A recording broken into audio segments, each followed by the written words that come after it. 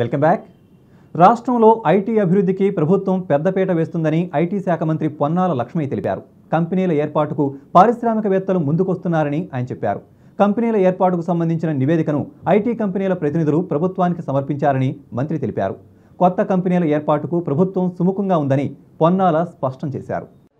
ఆంధ్రప్రదేశ్ రాష్ట్రం నుంచి ఐటీకి సంబంధించిన వ్యాపార లావాదేవీలు 50,000 కోట్ల మేరకు గత సంవత్సరం సాధించిన నేపథ్యం.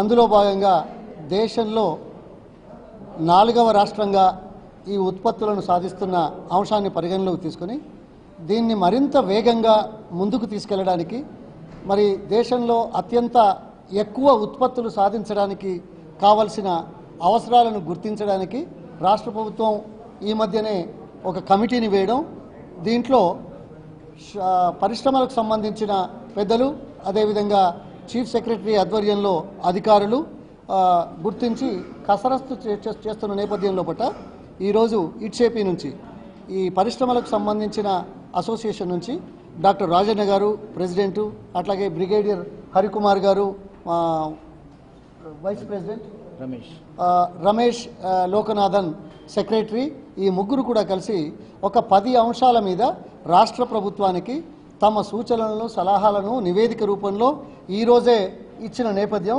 దీని ద్వారా రాష్ట్రంలో ఐటీ పరిశ్రమల సామర్థ్యాన్ని పెంచడానికి, కొత్త పెట్టుబడులను ఆకర్షించడానికి ఇది ఇదమిత్తంగా కృషి చేస్తుందని ఒక 10 అంశాల మీద రిపోర్ట్ ఇచ్చారు. ఈ రిపోర్టు ప్రభుత్వం పరిశీలనలోకి తీసుకుంటుంది. ముఖ్యంగా మొదటి అంశం లోపల ఈ ఇన్వెస్ట్మెంట్ ప్రపోజల్స్ వచ్చిన నేపథ్యం లోపల వీటిని పరిష్కరించడానికి, ప్రోత్సహించడానికి, తుది రూపం ఇవ్వడానికి ప్రత్యేకంగా ఒక గ్లోబల్ అడ్వైజరీ ఫోమ్ను ఎంపిక చేయాలనే ప్రతిపాదనకు ప్రభుత్వం సుముఖంగా ఉందని తెలియజేయడానికి సంతోషిస్తున్నాను. అదేవిధంగా రాష్ట్రం హైదరాబాద్ నగరం ముఖ్యంగా ప్రపంచంలో అత్యంత తక్కువ ఖర్చుతో ఇక్కడ వ్యాపార లావాదేవీలు చేయవచ్చు అనే ప్రపంచ ప్రసిద్ధిగాంచిన సర్వేలు చెప్తున్న నేపథ్యంలో ఈ ఆంధ్రప్రదేశ్ రాష్ట్రాన్ని ఎక్కువగా ప్రపంచమంతటా కూడా ప్రజెంట్ చేయడానికి అన్ని ఫోరాలను వాడుకోవాల్సిందిగా సూచన చేస్తున్నారు. రాష్ట్రంలో కొత్తగా మరిన్ని ఐటీఐలు అందుబాటులోకి రానున్నాయి. కోస్తాంధ్ర, తెలంగాణ, రాయలసీమలో వీటిని ఏర్పాటు చేయనున్నారు. వీటితో పాటు మరో 90 స్కిల్డ్ డెవలప్మెంట్ సెంటర్లు అందుబాటులోకి రానున్నాయి.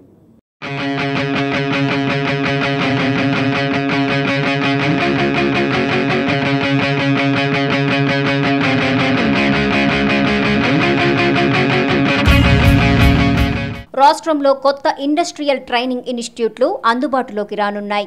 వీటితో పాటు స్కిల్డ్ డెవలప్మెంట్ సెంటర్లను ఏర్పాటు చేసేందుకు కేంద్ర ప్రభుత్వం సన్నాహాలు చేస్తోంది. తెలంగాణ, ఆంధ్ర, కోస్తాంధ్ర, రాయలసీమ ప్రాంతాల్లో 10 చొప్పున మొత్తం 30 సెంటర్ల వరకు ఏర్పాటు కానున్నట్లు సమాచారం.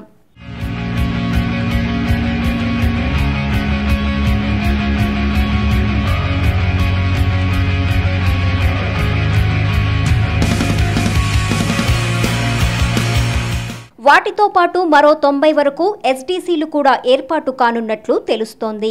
కేంద్ర ప్రభుత్వం కొత్తగా అమల్లోకి తెచ్చిన కౌశల్ వికాస్ యోజన పథకం కింద పబ్లిక్ ప్రైవేట్ పార్ట్నర్షిప్ విధానంలో ఇవి ఏర్పాటు కానున్నాయి. కంప్యూటర్ విద్య సహా వివిధ రంగాల్లో డిమాండ్ ఉన్న కోర్సులను ఈ సంస్థల ద్వారా ఆర్థికంగా వెనుకబడిన తరగతుల విద్యార్థులకు అందిస్తారు. ఇంజనీరింగ్ ఫీజు రియంబర్స్మెంట్ విషయంలో ప్రభుత్వంపై విపక్షాలు ఒత్తిడి పెంచుతున్నాయి.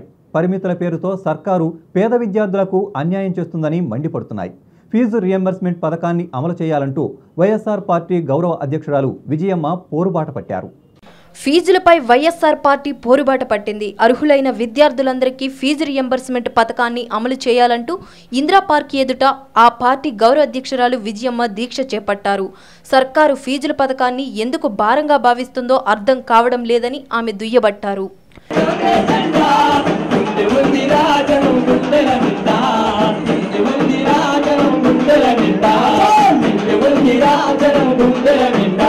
ఫీజుల వ్యవహారంలో కిరణ్ సర్కారు మీనమేషాలు లెక్కిస్తోందని ఆమె మండిపడ్డారు. ప్రతిభ ఉండి డబ్బులు లేని విద్యార్థులపై పరిమితుల పేరుతో ఆంక్షలు విధించడం సబబు కాదన్నారు.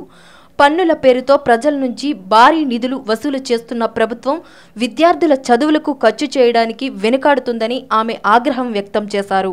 మరి మైనారిటీ వికలాంగుల విద్యార్థులకు ఈ ఫీజు రీయింబర్స్మెంట్ పథకం నీరు గారిపోతా ఉంది, సరిగా అందడం లేదు అంటే దానికి కూడా సరైన జవాబు చెప్పే స్థితిలో లేదు ప్రతిపక్షం.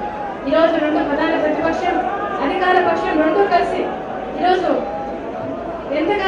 ఎంతగా కలిసిపోయినాయంటే మన ఉప ఎన్నికల్లో మన కాంగ్రెస్ పార్టీ కొన్ని చోట్ల డిపాజిట్ పోయింది, కొన్ని చోట్ల తెలుగుదేశం డిపాజిట్ పోయింది, అంత ఇదిగా పోయింది. ఈరోజు జగన్ బాబు ఉంటే ఈరోజు మీ మధ్యలో ఉండేవాడు.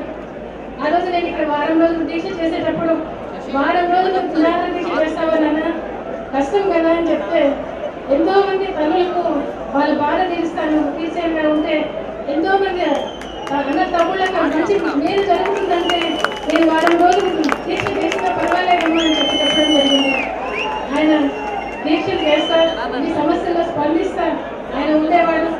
త్వరలో ఆయన బయటకు వస్తాడు, మళ్ళా వచ్చి మీ మధ్యలో మీతో ఉంటాడని చెప్తా ఉన్నది. నేను ఇవాళ రాజశేఖర రెడ్డి గారు చేసిన ప్రతి సంక్షేమ పథకం జగన్ బాబు అమలు పరుస్తాడని, ఆయన వచ్చి మళ్ళా మీతో ఉంటాడని, మీ మధ్యలో ఉంటాడని చెప్పి సెలవు తీసుకుంటున్నాను. ఇటు విపక్షాలు సైతం ఫీజులపై ఒత్తిడి పెంచుతున్నారు. 100% ఫీజు రియంబర్స్మెంట్ డిమాండ్ చేస్తూ టీడీపీ అధ్యక్షుడు చంద్రబాబు నాయుడు ఇప్పటికే దీక్ష చేపట్టారు. ఫీజులపై విపక్షాలు ఏకమైనా సర్కారు పట్టించుకోకపోవడం శోచనీయం. ప్రభుత్వం ఒంటెద్దు పోకడలతో ప్రజా వ్యతిరేక విధానాలు అవలంబిస్తుందని, ప్రజలు ఈ ప్రభుత్వానికి సరైన గుణపాఠం చెప్పే రోజు వస్తుందని విపక్షాలు ధ్వజమెత్తుతున్నాయి.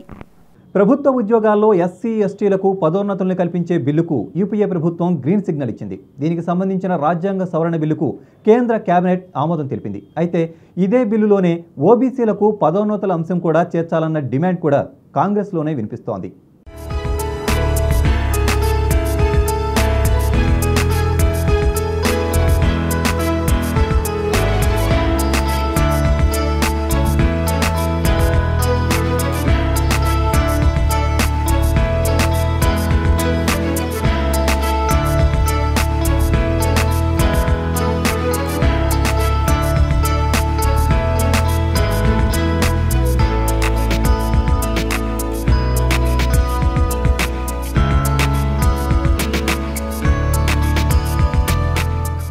ప్రభుత్వోద్యోగాల్లో ఎస్సీ ఎస్టీలకు పదోన్నతులు కల్పించే బిల్లుకు కేంద్రం ఆమోదముద్ర వేసింది. రాజ్యాంగంలోని 16వ నిబంధన సబ్ క్లాజ్ 4కు కొన్ని పదాలను చేర్చడానికి ఉద్దేశించిన రాజ్యాంగ సవరణకు ఉభయ సభల్లో 3/2 మెజారిటీ అవసరం. అయితే 3-4 గంటల్లో ఈ బిల్లుపై చర్చించి ఆమోదం తెలపాలని పార్లమెంటరీ వ్యవహారాల శాఖ ఆదేశాలు జారీ చేసింది. ఇప్పటికే పదోన్నతుల్లో రిజర్వేషన్లను సుప్రీంకోర్టు కొట్టివేసిన నేపథ్యంలో ఆదరాబాదరాగా కాకుండా లాభనష్టాలు ఆలోచించి బిల్లు పెట్టాలని భారతీయ జనతా పార్టీ సూచించింది. బిల్లు రాజ్యాంగ విరుద్ధమని, ఎట్టి పరిస్థితుల్లో అడ్డుకొని తీరుతామని సమాజ్వాదీ పార్టీ స్పష్టం చేసింది. రాజకీయ లబ్ధిని దృష్టిలో పెట్టుకుని ఈ బిల్లుపై బీఎస్పీ అధినేత్రి మాయావతి చొరవ తీసుకుంటున్నారు. భాజపాను ఆమె స్వయంగా బిల్లుకు మద్దతివ్వమని కోరడమే దీనికి నిదర్శనం. అయితే ఇంతవరకు బీజేపీ తన వ్యూహాన్ని మాత్రం వెల్లడించలేదు. బీసీలకు, మైనార్టీలకు పదోన్నతుల అంశాన్ని ఈ బిల్లులో చేర్చనందుకు సమాజ్వాదీ పార్టీ అభ్యంతరం చెబుతోంది.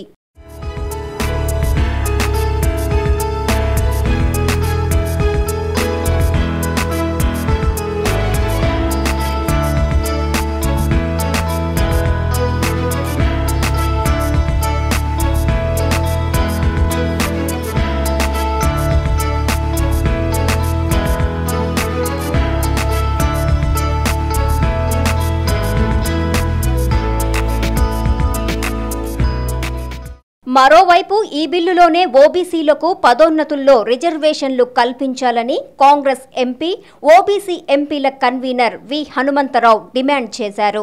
అయితే ఎస్సీ ఎస్టీలకు పదోన్నతుల్లో రిజర్వేషన్లు కల్పించే రాజ్యాంగ సవరణ బిల్లును కేంద్ర ప్రభుత్వం సభ్యుల బాహాబాహీల మధ్య ఎట్టకేలకు రాజ్యసభలో ప్రవేశపెట్టింది. ఈ బిల్లు విషయంలో అధికార కూటమి యూపీఏలోనే వ్యతిరేకత వ్యక్తమవుతోంది. దీంతో బిల్లుకు మోక్షం లభిస్తుందా లేదా అనేది సందిగ్ధంగా మారింది. వైద్య విద్యా కోర్సుల్లో ప్రవేశానికి వచ్చే ఏడాది నుంచి కేంద్ర ప్రభుత్వం నిర్వహించనున్న నీట్ ప్రవేశ పరీక్షలో రాష్ట్ర ప్రభుత్వ భాగస్వామ్యంపై తర్జన భర్జనలు సాగుతున్నాయి. ఇప్పటికే ప్రాథమికంగా ఓకే అన్న రాష్ట్ర ప్రభుత్వానికి అధికారిక సమాచారం కోసం కేంద్రం తాజాగా లేఖ రాసింది. దీంతో కేంద్రానికి ఎలా సమాధానాన్ని పంపాలన్న దానిపై ప్రభుత్వం సమాలోచనలు చేస్తోంది.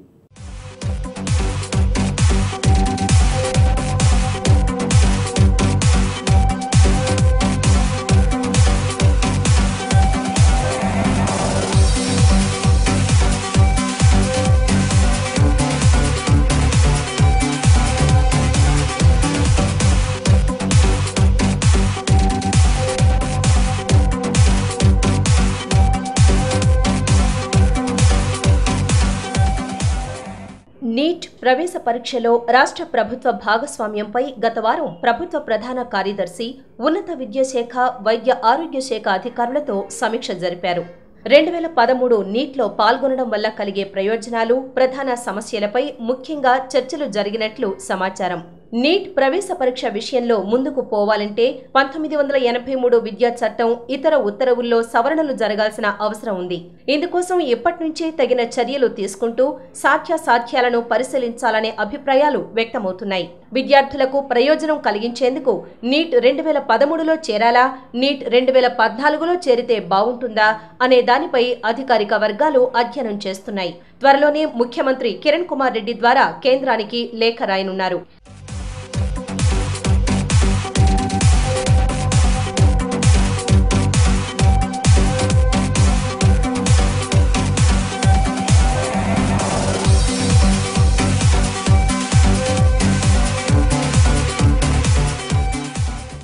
ఈ విద్యా సంవత్సరంలో సీనియర్ ఇంటర్ చదువుతున్న వారు మాత్రమే నీట్ రాయాల్సి ఉంటుంది. ప్రస్తుత విద్యా సంవత్సరంలో ఇంటర్ ప్రథమ సంవత్సరం విజ్ఞాన శాస్త్రానికి సంబంధించిన పాఠ్య పుస్తకాలు మారాయి. సిబిఎస్ఈ పాఠ్య ప్రణాళికను అనుసరించి రాష్ట్ర పాఠ్య ప్రణాళికలో అవసరమైన మార్పులు తెచ్చారు. సీనియర్ ఇంటర్ పాఠ్య ప్రణాళికలో ఎలాంటి మార్పులు జరగలేదు. ప్రస్తుతం ఇంటర్ ప్రథమ సంవత్సరంలో ఉన్న విద్యార్థులు ద్వితీయ సంవత్సరంలోకి ప్రవేశించే నాటికి పాఠ్య ప్రణాళికలో మార్పులు జరుగుతాయి. ఇందుకు సంబంధించిన ప్రక్రియ ప్రాథమిక దశలోనే ఉంది. ఇంటర్ ద్వితీయ సంవత్సరం సిబిఎస్ఈ సిలబస్ కు రాష్ట్ర సిలబస్ కు చాలా తేడా ఉంది. ఈ క్రమంలో సిబిఎస్ఈ పాఠ్య ప్రణాళికను అనుసరించి నీట్ ప్రశ్నపత్రం ఉంటే రాష్ట్ర విద్యార్థులు నష్టపోవచ్చనే ఆందోళన అధికారుల్లో నెలకొంది. అధికారికంగా ఏ నిర్ణయం తీసుకున్నా విద్యార్థులకు ఇంటర్ ప్రథమ సంవత్సరంలోనే చెప్పాలని, దానివల్ల మార్పులకు అనుగుణంగా వారు సిద్ధమయ్యే అవకాశం ఉంటుందన్న అభిప్రాయం వెల్లడవుతోంది.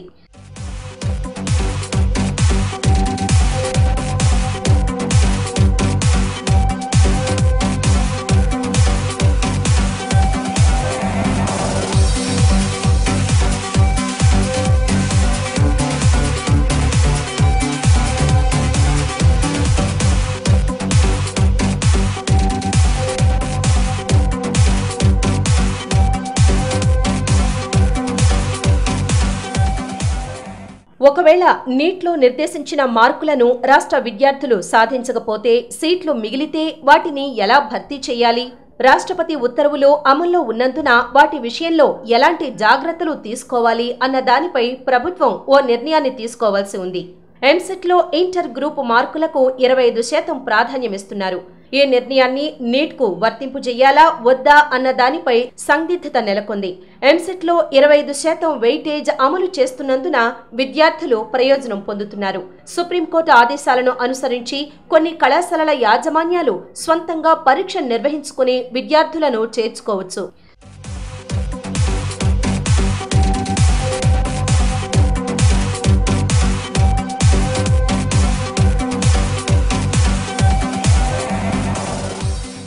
నీట్ నేపథ్యంలో ఈ విషయంలో ఎలాంటి నిర్ణయాలు తీసుకోవాలన్నా దానిపై ఇంకా ప్రభుత్వం ఓ నిర్ణయానికి రాలేదు.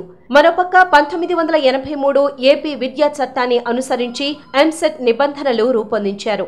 నీట్లో రాష్ట్ర ప్రభుత్వం 2013 నుంచి భాగస్వామ్యం కావాలని నిర్ణయిస్తే ఇందుకు అనుగుణంగా 1983 చట్టంలోనూ సవరణలు చేయాల్సి ఉంటుంది. ఈ క్రమంలో 2013 నుంచి కాకుండా 2014 నుంచి నీట్లో పాల్గొనే దానిపైనే చర్చలు సాగుతున్నట్లు సమాచారం. 2014లో నీట్లో పాలు పంచుకునే విషయంలో కేంద్రానికి అభ్యంతరం లేని పక్షంలో అదే మేలనే అభిప్రాయం వ్యక్తమవుతోంది. ఇందులో వైద్య ఆరోగ్య శాఖ తీసుకునే చొరవ కీలకంగా మారింది. 2013 నుంచి నీట్లో భాగస్వామ్యం అవుతామని సంకేతాలు ఇచ్చిన నేపథ్యంలో కొన్ని కళాశాలల్లో ఇందుకు అనుగుణంగానే బోధన జరుగుతోంది. దీనివల్ల రాష్ట్ర ప్రభుత్వం నీట్ 2013లో భాగస్వామ్యంపై వెంటనే స్పష్టతకు రావాల్సిన అవసరం ఉంది. శ్రీహరికోట నుంచి నింగిలోకి ఎగిరేందుకు PSLV C-21 సిద్ధమైంది. వాతావరణ పరిస్థితులు అనుకూలిస్తే ఆదివారం PSLV C-21ని ప్రయోగించనున్నారు. ఈ ప్రయోగానికి సంబంధించిన కౌంట్డౌన్ శుక్రవారం మొదలు కానుంది. ఇప్పటికే ప్రయోగానికి సిద్ధంగా ఉన్న రాకెట్ను శాస్త్రవేత్తల బృందం పరిశీలించింది.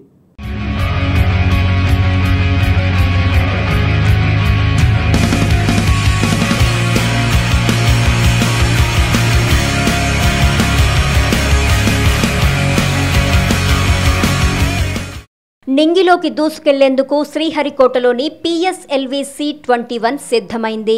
PSLV C-21 అంతరిక్ష ప్రయాణానికి ఎలాంటి ఆటంకాలు లేవని, నిర్విఘ్నంగా ప్రయోగించవచ్చని శాస్త్రవేత్తలు నిర్ణయించారు. మొదటి లాంచ్ ప్యాడ్పై ప్రయోగానికి సిద్ధంగా ఉన్న PSLV C-21 రాకెట్ను పరిశీలించిన ఈ బృందం ప్రయోగానికి ఎలాంటి ఆటంకాలు లేవని నిర్ధారించింది. వాతావరణం అనుకూలిస్తే ఆదివారం నింగిలోకి పంపనున్నారు.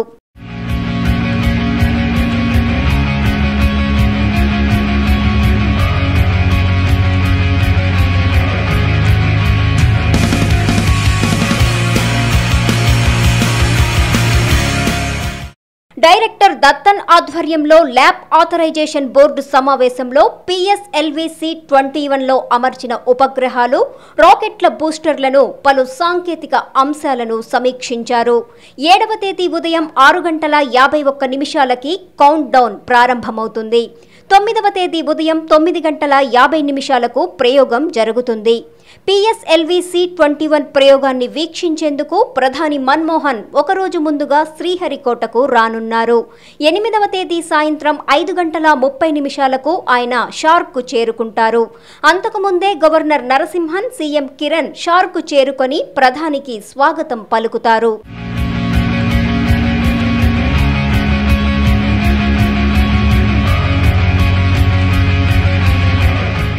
PSLV C-21ను వారు సందర్శించి రాత్రి అక్కడే బస చేస్తారు. 9వ తేదీ ఉదయం మిషన్ కంట్రోల్ సెంట్రల్ నుంచి PSLV C-21 రాకెట్ ప్రయోగాన్ని వీక్షిస్తారు. ప్రయోగం పూర్తయ్యే వరకు ప్రధాని మిషన్ కంట్రోల్ సెంటర్లోనే గడపనున్నారు. అనంతరం శాస్త్రవేత్తలను ఉద్దేశించి 10 నిమిషాల పాటు ప్రసంగిస్తారు. షార్లో ప్రధానితో పాటు VVIPల పర్యటన ఉండటంతో గట్టి భద్రతా ఏర్పాట్లు చేశారు. ఇవి ప్రైమ్ టైమ్ న్యూస్ బులెటిన్ వార్తా విశేషాలు. మరిన్ని వార్తలతో మళ్ళీ కలుద్దాం. Till then keep watching KAB television and entertainment channel.